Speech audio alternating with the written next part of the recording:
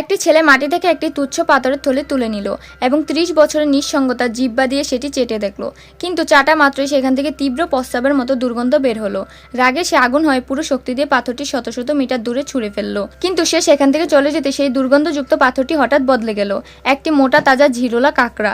এদিকে ছেলেটি আটকা পড়েছিল এক নির্জন মরুভূমিতে।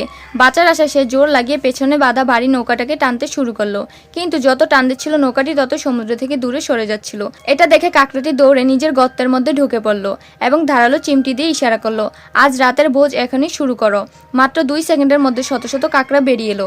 সবাই এমন ভঙ্গিতে এগোচ্ছিল যেন কাউকে চিনেই না। তারা পৌঁছানোর আগে ছেলেটি ক্লান্ত হয়ে সম্পূর্ণ নুড়ে পড়ল, সোজা মাটিতে ধপাস করে পড়ে গেল।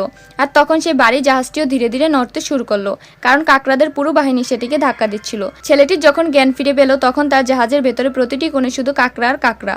সে ভয় পেয়ে গেল এবং দাদির শক্তি লাগিয়ে তাদের ধরতে শুরু করলো। ভিড় হতভম্ব হয়ে গেল, কারণ এখন সেই ছেলেটির নৌকার মাস্তুলের উপর দাঁড়িয়ে আছে একদম বাদশাহের মতো। মরুভূমির মাঝে নিজের পাইলট জাহাজ চালাতে চালাতে শেষ পর্যন্ত সেই নীল সমুদ্রে পৌঁছে গেল।